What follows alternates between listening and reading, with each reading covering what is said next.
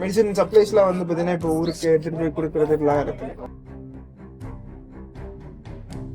இப்போ நீங்கள் மெடிசன்லாம் வாங்கிட்டு வரீங்களா, அதெல்லாம் காஸ்ட்டு ஆகுங்களா எப்படி?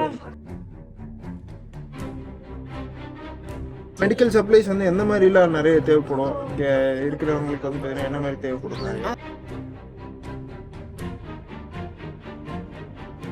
ஓகே, நீங்கள் என்ன பண்ணுறீங்க? என் பேர் கோகிலா. நான் ஆஷா ஒர்க்கர், அதாவது விஹெச்எனுக்கு அசிஸ்டன்ட். இங்கே ஃபுல்லாக எல்லாம் ஏஎன்சி மதரு குழந்தைங்க இது எல்லாத்தையும் கூட்டு போய் இன்ஜெக்ஷன் போடுறது, கூட்டிகிட்டு வர்றது, டெலிவரிக்கு கூட்டிகிட்டு போகிறது, அது மாதிரி வேலையை பார்த்து. மெடிக்கல் சப்ளைஸ் வந்து எந்த மாதிரிலாம் நிறைய தேவைப்படும் இங்கே இருக்கிறவங்களுக்கு வந்து பார்த்தீங்கன்னா என்ன மாதிரி தேவைப்படும்? அதாவது பேரா, அமாக்சிலின், காய கட்டுங்க, காயத்துக்கு போடுறது மருந்து அதெல்லாம் தேவைப்படும் சார். அப்புறம் ப்ரெஷர் மாத்திரை, சுகர் மாத்திரை, இது மாதிரி டேப்லெட்லாம் தேவைப்படும்.